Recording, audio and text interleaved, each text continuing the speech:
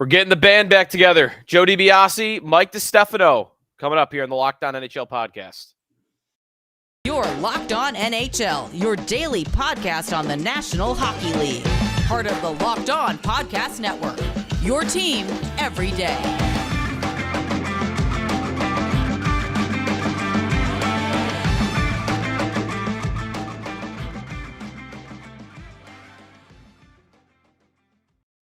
Thanks for making Locked On Sabres. Wow, I did it right off the top. What do you want to do? You want to start over, or should we just power through? What do you think? Power through it. Power through it. You know, we were just talking about editing and whatnot, and like how we always record these in one straight shot, and then I did that right off the top that made us have that decision. It's the Locked On NHL podcast. It's been a while since you've had to say that. Like, for those who are like time listeners of the pod, Joe and I started day one, Locked On NHL flagship Eastern Conference edition. And it's been 2 years since like the days where on a weekly basis we were chatting and you were in the flow of saying Locked On NHL every week. Has it been that long? Has it been like the COVID seasons, we think? Yeah, like I've been through like 3 other co-hosts since you started. So I think it's been a while here, pal. But good to have you back on the show. Yeah, good to see you, buddy. Everything's been well. We stay in touch here and there, and we talk on each other's shows and whatnot. I love doing Leafs Lunch every once in a while on your radio show. I love talking hockey. Can't get enough of it. And I'm ready to go here on this trade deadline preview edition of the Locked On NHL podcast. They picked a pretty good week for us to get back together. It's a pretty easy time to fill some show. Yeah, is it a preview or a recap? It feels more like it's a recap show than a preview, man. Like the way that things have gone down the last 72 hours, it's absolutely insane the amount of action that we've seen. I think there were 40 transactions, like roster movement transactions between like people and guys getting recalled and traded. 40 transactions were made yesterday alone on Tuesday. And that's to go along with a busy day on Monday and a really busy day on Sunday. The last 72 hours nearing up to Friday's NHL trade deadline has been wild, to say the least. I count 10 trades. You mentioned 40 transactions. I count 10 trades that happened on Tuesday. Now, you know, a lot of those little ones, those AHL type deals that you never even heard of the guy, but there were some big ones too. And we'll talk about the bigger ones coming up here on the show. Reminder that we are brought to you by FanDuel Sportsbook, official sportsbook of Locked On. Make every moment more with FanDuel.com/Locked On today to get started. So we'll go through it all, the trades from yesterday. We'll get into the Jacob Chychrun sweepstakes a little bit later on. That pertains to the team I covered, the Buffalo Sabres. So I'm very much in the weeds on Chychrun and all that's going on there. So a lot of interesting stuff to come, but you kind of said it. We'll have Chychrun to talk about a little bit later on, but 90% of the big names have already been dealt. Dude, like I keep looking at this TSN trade bait board that we have here at work, and it's getting updated hourly, literally hourly. Like you look at what it looked like on Saturday when I went to bed. You had, Patrick Kane was still on there, Timo Meier was still on there, Ivan Barbashev, Gavrikov, Luke Shen, like all of these names still on the board. And you fast forward to right now, currently not the case. I mean, Chychrun's still there. As we noted, he's still there. But now it's down to like JVR and maybe Kevin Hayes. Joel Edmondson is considered a top 5 guy on some of these boards. We're throwing draft picks in here, and it's insane what we've seen, the amount of movement that's gone on over the course of the last 72 hours, which, dude, like I'm curious what you think has spurred all of this, because all year, all we kept hearing from whatever insider was reporting was there's such a logjam. The cap has jammed everybody up. There's no space to make trades and make deals. Where the hell is everyone getting this cap space from? Where all of a sudden now everyone's able to make trades and find money to make these deals. You know where they're getting all the cap space from? They're basically borrowing it from Arizona. I keep calling the Coyotes the NHL's Cayman Islands. You have money you want to hide? Send it over to us. We'll take it. And that happened as recently as yesterday with the Patrick Kane trade. There's the Coyotes sitting over there all the time. By the way, they just have the market cornered on those types of deals. We're over here in Buffalo with $17 million in cap space, and no one wants to call us to give us a third-round pick to take $2 million. But I'm only half kidding, by the way, when I make that point that there are teams that are willing to take on salary, and there are creative ways now that teams are figuring out to get around the cap to an extent where I'm sure you've talked about it, the memo that the league sent around where don't circumvent the cap, don't acquire players on long-term IR like Gustav Nyquist, who actually did get traded to the Wild, and just stash him for the playoffs if you don't have an intention of him fitting under your cap. Teams have gotten creative. And my thought on that, honestly, I think it's a couple of different things, but most notably, it's led by a couple teams in the East. And I'm not even saying this as a criticism. I kind of appreciate the amount these teams are going for it, but the top 6 teams in the NHL right now are all in the East, right? Right? Vegas is 7th if you just go to the league standings. So right now, you've got 6 teams that all probably feel like, hey, we legitimately can win the Stanley Cup. Even the Devils, I would include in that. They traded for Timo Meier, so they should feel like they could. For sure. I think the 2 teams that are leading the charge on this and have led the charge on this are Tampa Bay and Toronto. I think they have led the arms race. They have been the 2 teams that are most willing to get rid of draft capital to win right now. Tampa's GM, Julian Breezeball, going as far as like making a long, lengthy argument for why draft picks really don't matter to his team. And I think he's kind of right. And I think really what might just be happening is Toronto and Tampa are setting an example of these prospects probably aren't going to work out anyway. It's like a 10% chance. And if they do, it's going to take 3 years. So go all in. Go for it. And I think a lot of teams are playing copycat. Yeah, 100%. I saw, I want to give credit. I think it was Frank Saravalli who said on the Daily Faceoff, his show, I believe he said the number, if you're selected after the 24th overall pick in the NHL draft, the odds of that player playing in 100 games in the NHL is 2.4%. Oh, 100 games. So that's like late first round. You're saying that guy's probably not playing 2 seasons. Probably not going to play 2 seasons and not have any type of impact on your roster. And go look at the teams who have dealt away those first round picks.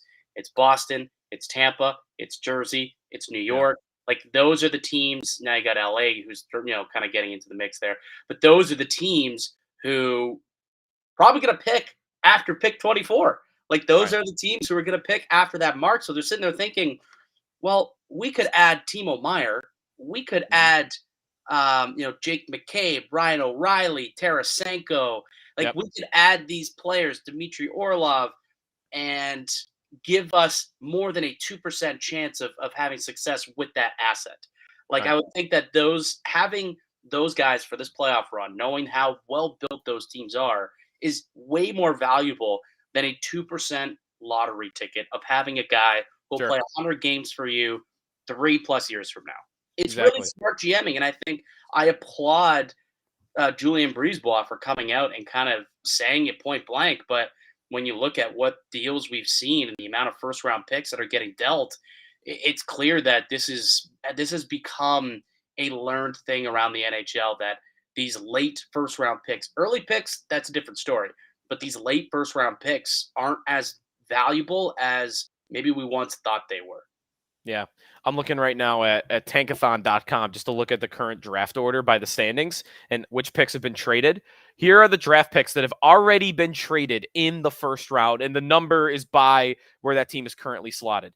The 11th pick, if the season ended today, has been traded. The 14th pick, the 20th pick, 23rd, 24th, 25th, 26th, 27th, 28th, and 32nd. Picks 23 through 28. That is LA, Dallas, New York, Tampa, Toronto, and New Jersey. Already been shipped away. That's pretty much that 24 number and backwards. You got that 2.4% chance of them being just a 100-game NHLer. And that's not really much. Like, I'm pretty sure Dennis Mulligan has played over 200 NHL games. Like, that's what you're looking at in a late first-round pick. Clearly, it could be something special. Like, it can hit. It's not like they don't hit. But again, it's a lottery ticket. It's like a 1 in 25 chance or a 1 in 50 chance of that hitting. So instead of taking that 2% odds, you're instead just going all in. You're pushing the chips, and you're saying, I have better odds of winning the Stanley Cup with Ryan O'Reilly on my team if you're Kyle Dubas and you make that trade. Orlov in there, like Tarasenko, that's what I think is what the GMs have realized, and they've certainly shown that with the actions that they've taken in the last couple of weeks here. The only trade, honestly, I can criticize of any of those, like I love the O'Reilly trade, the McCabe trade, I thought was fine. It was okay. The Tanner Jeannot trade, but the only reason I would even say that Tampa, what are you doing? Again, I accept his argument about the draft pick capital, but did you have to give up that many? Like you could have done something else with the second round pick, couldn't you? Like could you now have got him for a first, third, fourth, and fifth? Maybe not, but Well, you know, I'm gonna say, like, and I know this sounds facetious, but like, obviously not. I'm sure there was haggle. I'm sure it wasn't. We yeah, want a pick for every goal that he scored this year, and you better pay up. And Julian Brisebois said, "Yeah, sure, no problem. Here you go." Right? Like, yeah, obviously, it did take that, and it's a ballsy play. I mean, we're talking about a guy who literally scored 5 goals so far this season. And yeah, they gave up a first, a second, a third, a fourth, and a fifth round pick. That's a lot of draft capital.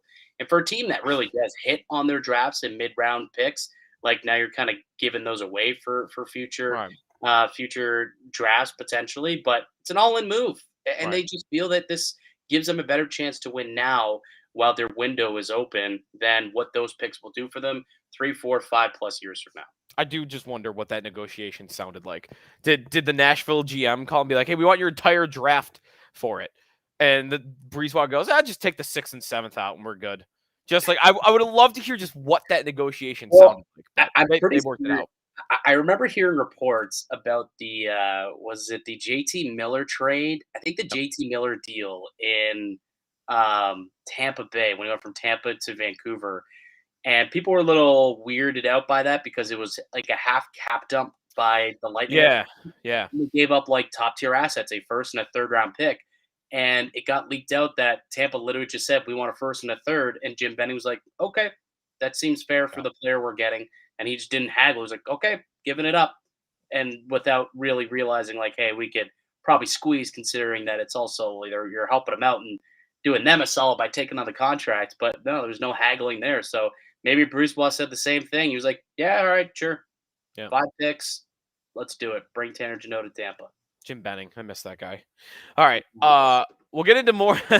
We'll get into the more specific moves for that happened yesterday. The Patrick Kane trade, the Jonathan Quick trade, although it's really more the Korpisalo Gavrikov trade, and a bunch more to get to, especially the Jacob Chikrin. What's to come? That's ahead here on the Locked On NHL podcast. Joe DiBiase and Mike Distefano, and we are brought to you by Indeed. If you are hiring, you need Indeed because Indeed is the hiring partner where you can attract, interview, and hire all in one place. And Indeed is the only job site where you are guaranteed to find quality applications that meet your must-have requirements or else you don't pay. Instead of spending hours of multiple job sites hoping to find candidates with the right skills, you need one powerful hiring partner that can help you do it all. Indeed partners with you on every step of the hiring process. Find great talent through time-saving tools like Indeed Instant Match, assessments, and virtual interviews. With Instant Match, as soon as you sponsor a post, you get a short list of quality candidates with resumes on Indeed that match your job description, and you can invite them to apply right away. Plus, you only pay for quality applications that meet your must-have requirements. Start hiring right now with a $75 sponsored job credit to upgrade your job post at Indeed.com/locked-on. Offer is valid through March 31st. Go to Indeed.com/locked-on to claim your $75 credit before March 31st. Indeed.com/locked-on. Terms and conditions apply. Need to hire? You need Indeed. Joe DiBiase and Mike Distefano back here on the Locked On NHL podcast. I got it right that time, so I'm 1 for 2 so far. The NHL trade deadline is Friday, March 3rd. Join us live on the Locked On NHL YouTube channel from 2 to 4 p.m.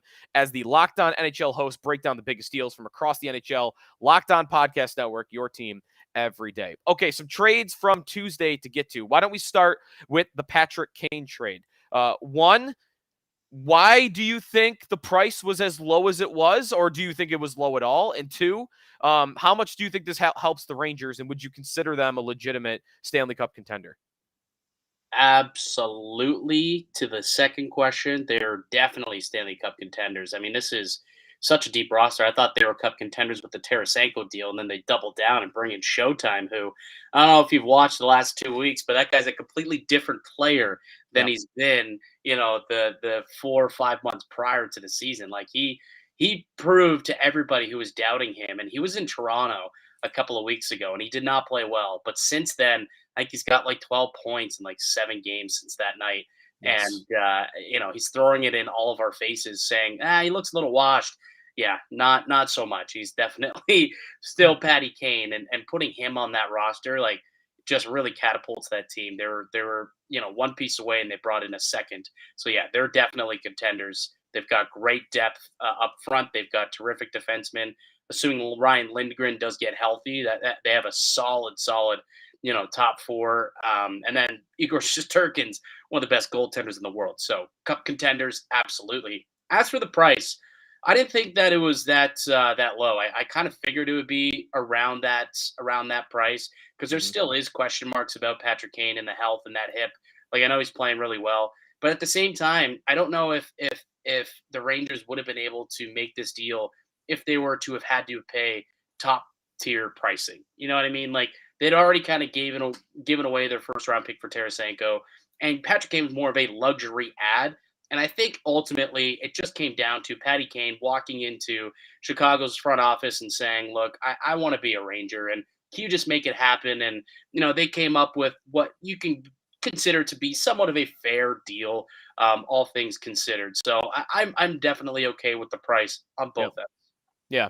I do think actually that Chicago did pretty well considering Turn into a that. first round pick. Like, I wouldn't be Yeah, shocked if the Rangers end up in the Eastern Conference Final and that turns into a first round pick. I could see that happening. And, like when I would see mock trades earlier in the season, they were more expensive than what he ended up getting traded for, but they were bargaining with one team, Yeah, right? Like Patrick Kane, like made it clear, I want to be a Ranger. And his list originally was only two teams. So it wasn't like there was this open bidding war that Chicago could maximize the price. So given that they were, again, bidding with, there was only one team bidding. I think they did fine. I think they did fine in this trade. They got what might be a first round pick. But either way, they let the player go to where he wanted to go. And considering all that he's done for that organization and all the winning he's done, you're at this stage with Chicago. We just mentioned the value of draft picks. Or how much are you going to really haggle over, different like 2% chance to get an NHL player to let the guy go where he wants to go? yeah, it's a good point. And I honestly give credit to Chris Drury for even giving up that much, because, again, like you mentioned, there was no bidding war. Like, he could have, and Right. Patrick Kane wanted to go to New York. It was going to happen.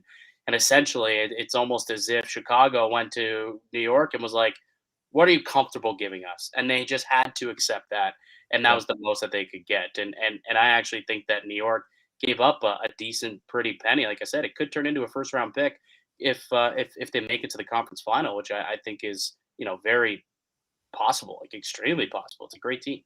Sure. How about the Kings and Blue Jackets trade? Vladislav Gavrikov and Jonas Korpisalo go to LA. Jonathan Quick goes to Columbus, conditional first round pick and a third round pick. The first rounder will downgrade to two second round picks if the Kings miss the playoffs this season. And they are in a spot right now. In fact, I can tell you exactly how much they are in a spot by. They're at 70. They're actually tied for first in the division with Vegas, and they are 9 points clear of a spot, so they should be good. But they got the condition nonetheless. So, what's the thing to talk about here? Is maybe the most interesting part of this that Quick is pretty PO'd that he had to go to Columbus, and actually, I saw some reporting this morning that he might just never report and that they'll just flip him.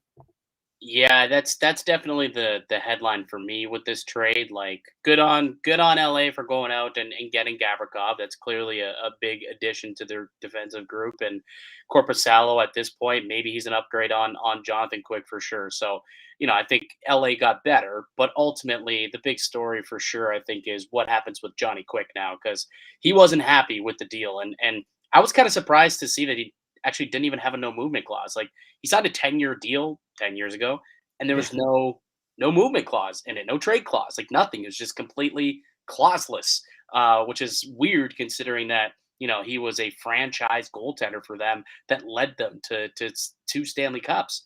But anyways, I am curious to see what happens with him. I had Chris Johnston on my show Leafs Lunch earlier today, and Mhm. not that he was reporting this, but he said a possibility is there could be some sort of contract termination that they could agree upon, which would allow him to go and sign with another team, like, and Yeah. potentially some sort of mutual termination of the contract. So that's one option if they can't flip him. But I think that would have to be done by tomorrow because Yep. he'll have to clear waivers, get his contract terminated by it would be 2 p.m. or it'll be 2 p.m. I guess he'll clear waivers, then have it terminated. Then he'll have 1 hour to sign technically Right. before 3 p.m. for him to be eligible to play on the playoffs. So those Okay. are kind of the two options. But I would be surprised if Johnny Quick plays one game in a Columbus Blue Yeah. Jackets uniform. I don't think we'll ever see him not only playing in the jersey. I don't think we'll ever see him holding up the jersey. Nothing. I would guess. I do like the trade for LA. The advanced numbers like Korpisalo a lot this year. It's risky, right? Like he's been very up and down throughout his career. And there was a good piece in The Athletic recently about goalies moving at the deadline and how it very rarely goes where the goalie gets the same production on his new team that he did on his old team. Dude, Ryan Miller is a prime example, and he went from Buffalo to St. Louis, right? That didn't really work out for them. No, not you're right. That being said, goals saved above expected this season. Of the 74 goalies that qualified, Korpisalo ranks 18th.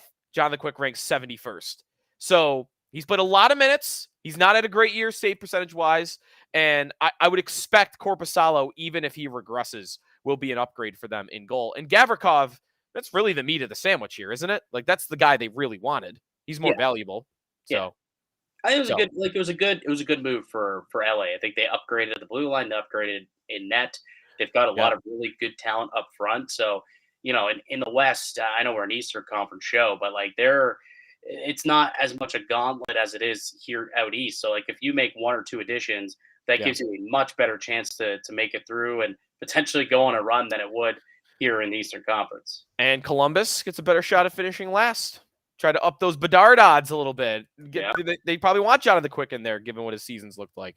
That's mean to Jonathan Quick. I don't need to do that. Anything else that piqued your interest the most from Tuesday's trades? I mean, the Lars Eller trade, I don't know. There's nothing really that big there. I know your Leafs trading for Luke Shen is a little interesting. Well, I mean, the fact that they made 3 trades in 2 hours, like the Leafs were very busy yesterday, and which made our show Locked On Leafs, we dove into it deeply. You can go check that out on YouTube and wherever you get your podcasts.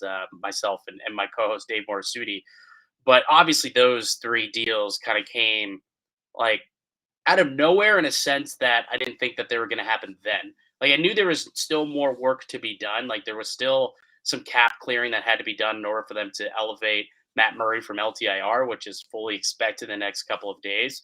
He was eligible today, I believe. We'll see what ends up happening. Maybe tomorrow. It's back-to-back, so he might get the start and elevate him then.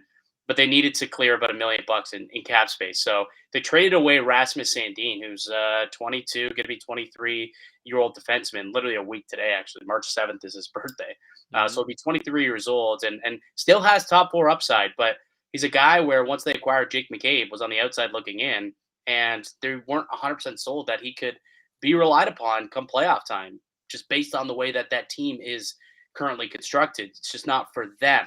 So Washington, a team that looks at him and says, hey, there's still upside here. He could be a top 4 player for us. We need a puck-moving defenseman. They're willing to put a first-round pick on the table to go out and get that. And Toronto said, thank you very much. I think it's very shrewd GMing for Kyle Dubas to not let that asset depreciate, because Rasmus Sandin wasn't going to play a lot of hockey from here on out. And if you're not playing any hockey, a good chance if you're trying to move him in the summer, you're not getting a first-round pick for that, because he clearly wasn't good enough to be on your team. Teams will definitely sour on him. We've seen that time and time again in every organization. Like in Toronto, I think about Travis Dermott as a guy who always had that top 4 potential, but eventually that asset depreciated, and then ultimately they only received a 3rd-round pick for them when they eventually traded him after he was a guy who was, a 6th, 7th defenseman. So they didn't let that happen to Rasmus Sandin, and so I applaud Kyle Dubas for doing that. And then he came back. He moves out Pierre Engvall, which is an extremely polarizing player here in Toronto. Terrific underlying numbers. The results are very they don't necessarily match that. And he's a player who, when you look at the makeup, 6'4", 215 pounds, he plays like he's 5'6", 128 pounds. That's the biggest issue that Leaf fans have always had with Pierre Engvall. And when this team's looking to change the identity, especially in that bottom 6, He just didn't fit that anymore. So they move on from him and they bring back Luke Schenn, another guy who a lot of Leaf fans were circling as a meat and potatoes add on that blue line. Again, trying to change the identity and become tougher to play against. And that's exactly what Luke Schenn could do. So all in all, like I like all three of the deals that Kyle Dubas made. And ultimately, it didn't cost a whole lot. Like Schenn for Engvall is essentially a one-for-one swap because you got a third-round pick for Engvall. You trade a third-round pick for Schenn. And then you recouped a first-round pick for Rasmus Sandin, someone who's going to be your seventh defenseman come playoff time. And all of a sudden now you look and you like the makeup of the group in Toronto. But that's 6 new players on this roster. 6 new players in the span of 11 days. That's going to be very interesting to see how Sheldon Keefe puts his lineup cards together and make sure that these guys find that chemistry in the remaining 20 games before game one of the series, which is probably going to be against the Tampa Bay Lightning come April. Do they trade another first-round pick before the deadline, or is there no way they could fit that cap-wise? Well, they could.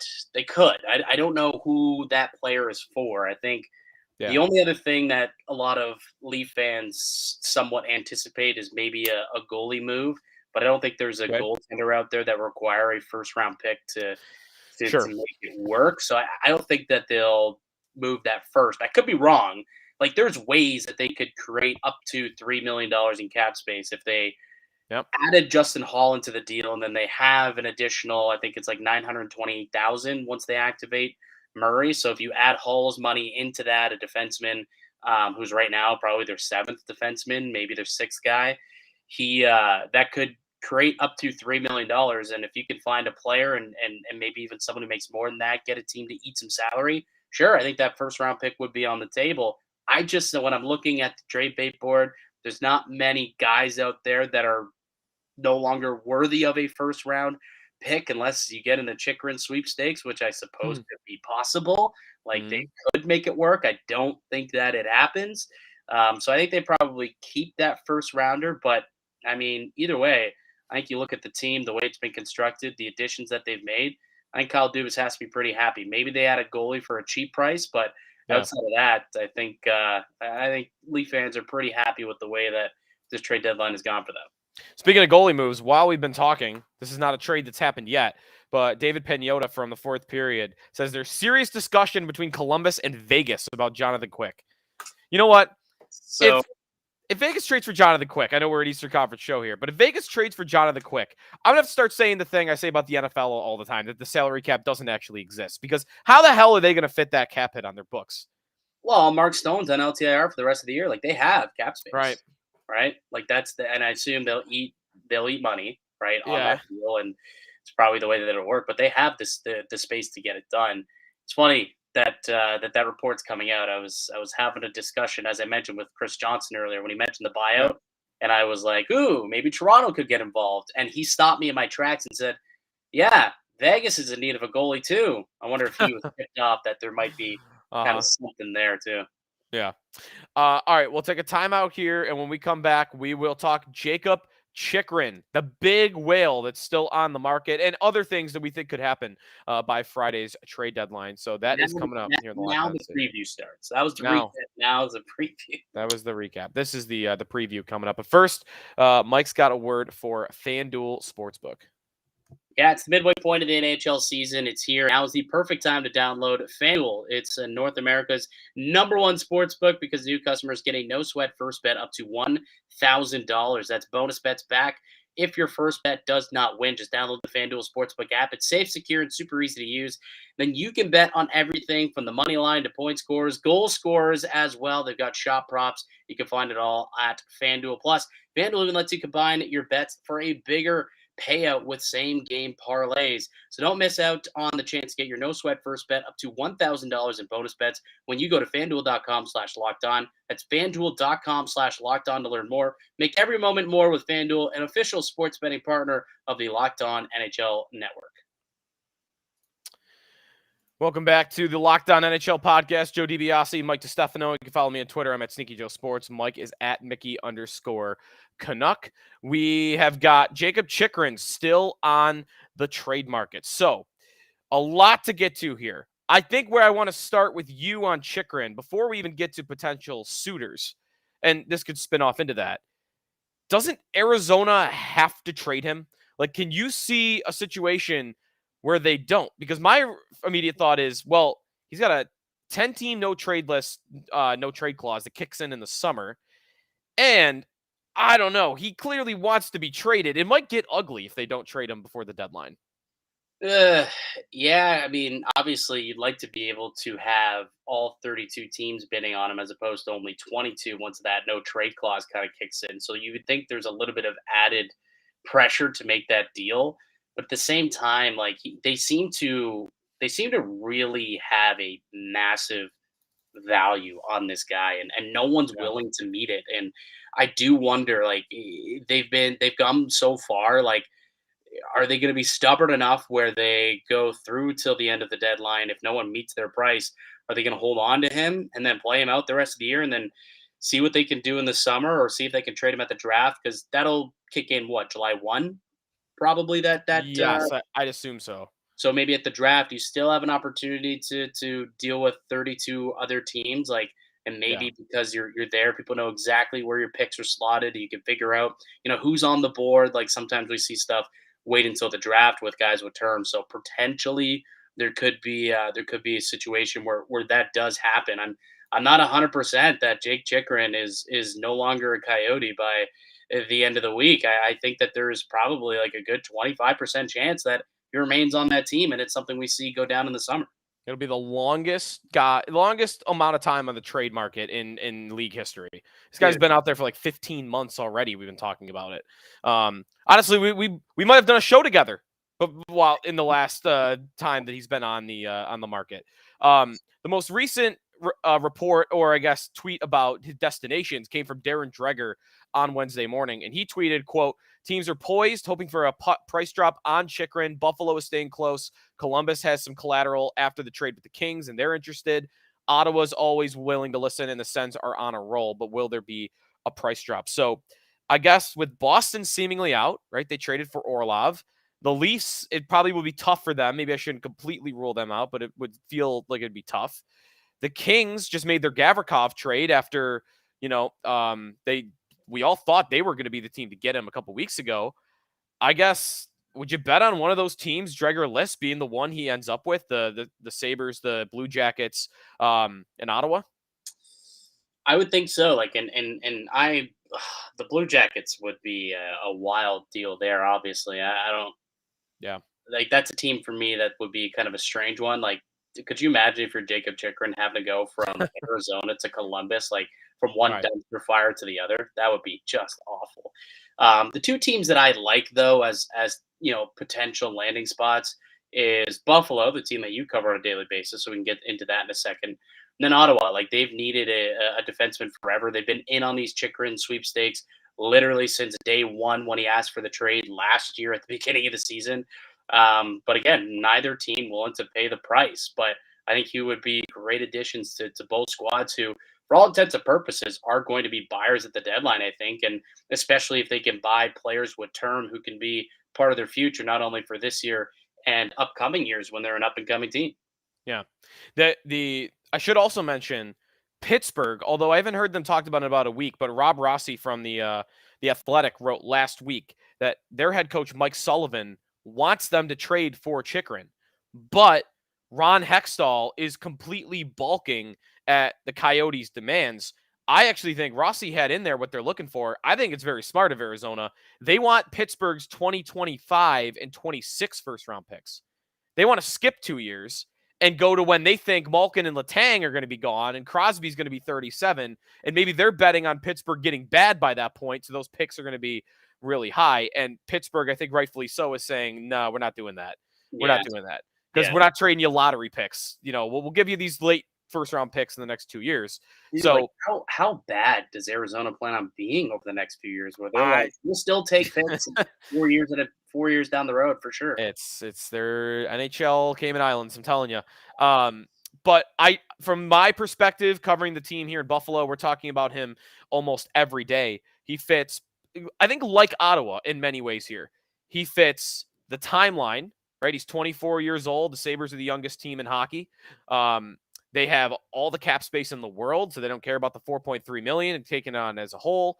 They also are very top heavy on the blue line. Power's been dynamite as a rookie. Dahlin's a Norris candidate, and Matthias Samuelsson's been very, very solid. Past that, it gets thin, and it gets thin quick. So they need another top four defenseman. I think Chychrun's better than just a top four defenseman, which I think is why it makes it sound so appealing.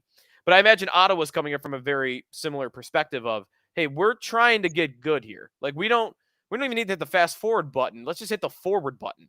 And let's go from bubble team to let's be a playoff team, especially with a guy that's not in his 30s or anything. So I might want to bet on one of those two teams doing it because the timing just feels perfect for both the Senators and the Sabres.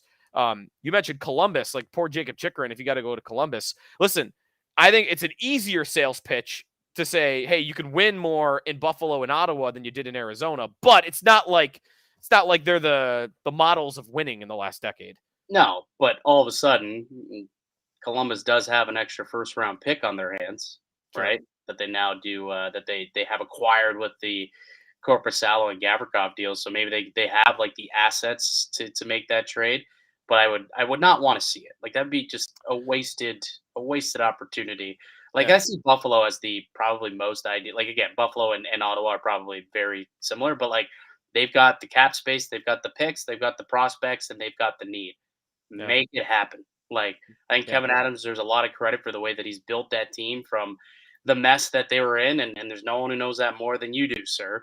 But the mess that they've been in the last, when's the last time they made the playoffs? 2010? That would be 2010-11. Yeah, so it's been more than a decade since Buffalonians have experienced playoff hockey. You're finally on the cusp of it. Oh.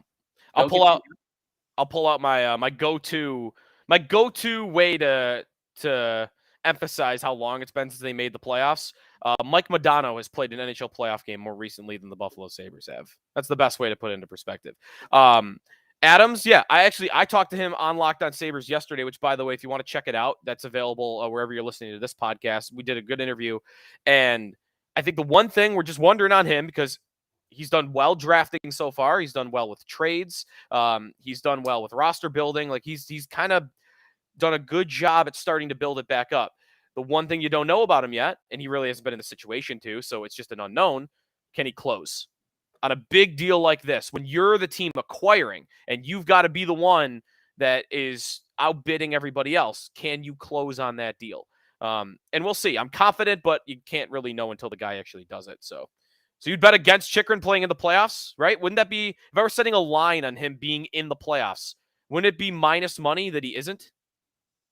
Yeah. Probably, right? Like, yeah, I mean, if we're talking those three teams, like the odds.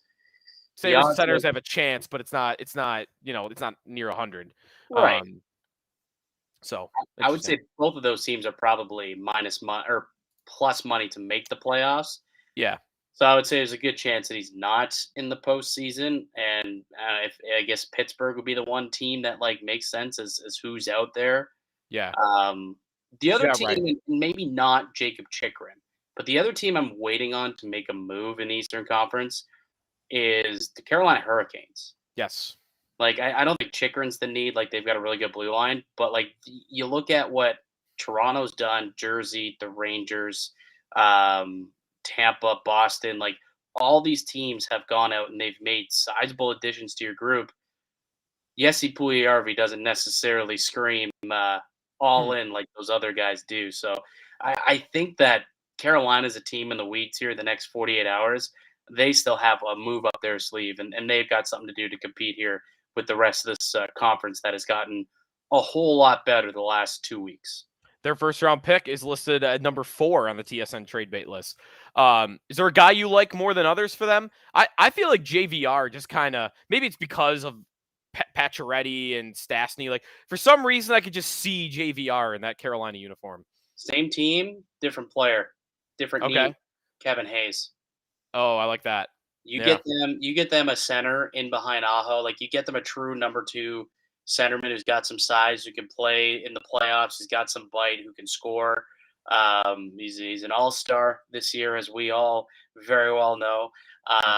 That's a guy. He makes a little bit of money. I think he's making over 7 sheets and long term. So I doubt Philly's going to retain on that. Maybe a little bit. And we know how Dundon's not big on paying people a whole lot of cash. Yeah. But if they want to go all in like these other teams, that kind of would be the piece that I circle for Carolina as a an actual player of substance that they can still go out and get there that would match what the rest of the teams have done and put them back into that conversation. All right, buddy. Anything we missed that you think we should mention here before we get out of here? God, I don't know, man. We hit on a lot. Like it's Dylan Larkin, $8.7 million. It seems pretty fair, doesn't it? Yeah, that seems about what I expected him to sign, and I felt like they had to do it too. They couldn't let him get the UFA.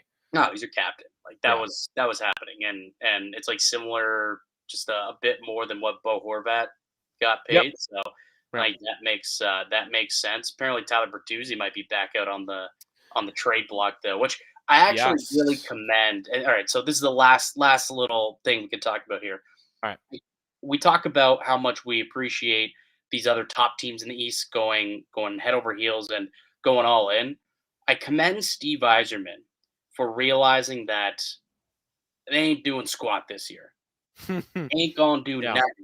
Even if they limp into the playoffs and they get that wild card spot and they have to play Boston in round 1, waste of 8 days. 4 games, gone. Waste of 8 days. Why let a guy like Tyler Bertuzzi walk in free agency?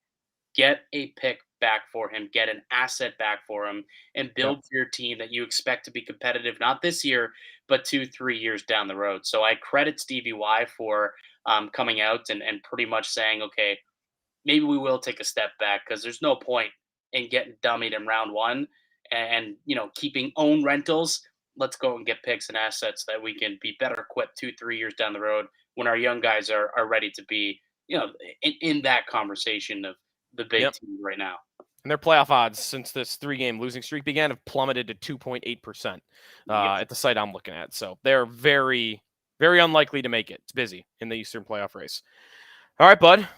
It's great catching up with you and talking hockey. Went well. You still a Jays fan? Maybe. I might get back into it a little bit. I'm definitely more a Jays fan than any other team. I'm just not. Can't baseball. I just can't do it. I can't get into it. I got to cut something. I'm into too many sports. America's cut something out. America's past. The pitch clock. I'm kind of into the pitch clock though, but only for the chaos. I just want to see the world burn and see the World Series end on a pitch clock violation. That's what I want. Real early returns though. Early returns, like they've shaved off about 20 minutes a game with this new rule. So. Yeah, for a guy who, I had to do a lot of updates, in my tenure here working at TSN and doing sports updates and having to stay till the end of the Jays games, which typically should be done around 9:30 for a 7:00 start. Yeah, often go into 10:30 for a regular game that goes 9 innings. You're looking at 4 hours, like 3.5, 4 hours, and it's like, kill me now. So, it's nice to see that. Well, the MLB noticed the problem and they're dealing with it. There are many problems in the NHL, clearly, that maybe at some points could be dealt with. But one thing that hasn't been a problem that we thought would be is the amount of movement in the trade market. Yes. And honestly, kudos to teams for figuring out how to finally open up cap space and get some deals done because it's been a hell of a 2 weeks in the hockey market. It's more reminiscent to the NBA trade deadline than I think we've ever seen before. And that's what we were clamoring about a month ago. And we saw Kevin Durant get moved. We saw, Kyrie get moved and all this stuff. And we're like, why can't the NHL give us that? They've done that.